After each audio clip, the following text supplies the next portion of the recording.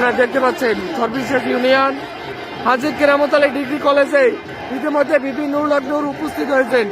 হাজার হাজার জনতার ঢল আপনারা দেখতে পাচ্ছেন।